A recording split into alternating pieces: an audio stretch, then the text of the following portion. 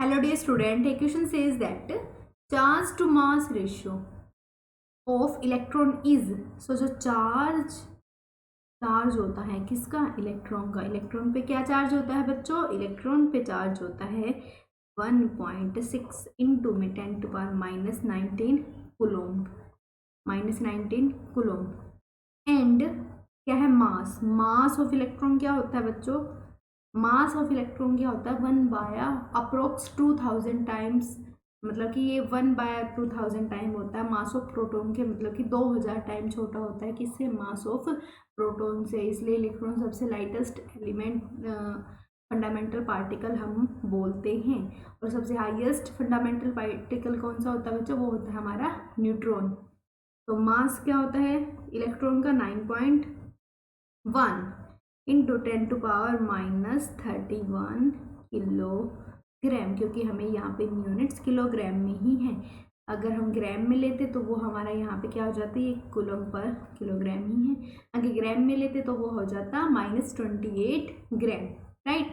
तो charge to mass ratio, सो अगर charge E है, मास M है, तो इनका सिंपली क्या करना था, रेशो लेना है। सिंपल क्या है बच्चों यहाँ पे, मैथमेटिक्स। सिंपल क्या है बच्चों, मैथमेटिक्स है। सो देखो अब क्या करना है, अब जस्ट पहले हमें पावर सोल्व करनी है। जस्ट पावर सोल्व करने पे भी हमारा आंसर आ जाएगा, जस्ट किससे, पावर सोल्व करने से। तो 1.6 अपॉन में 9.1, ये बच्चों हमारा क्या होता है, अप्रोक्सीमेट होता है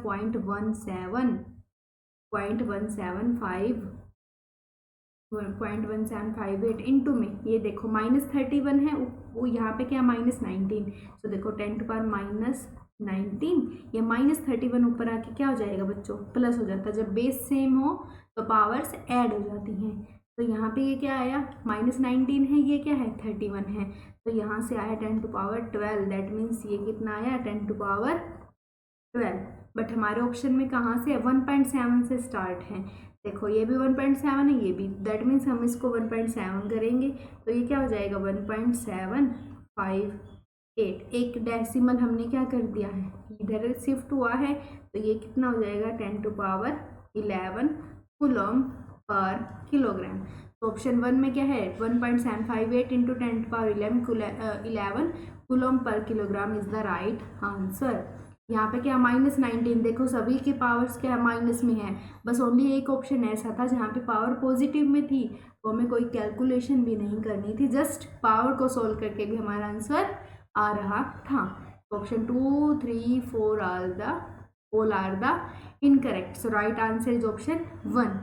ये कॉन्सेप्ट हमें NCERT के पेज नंबर 31 पर भी गिवन है। I hope you all understood it well, all the very best.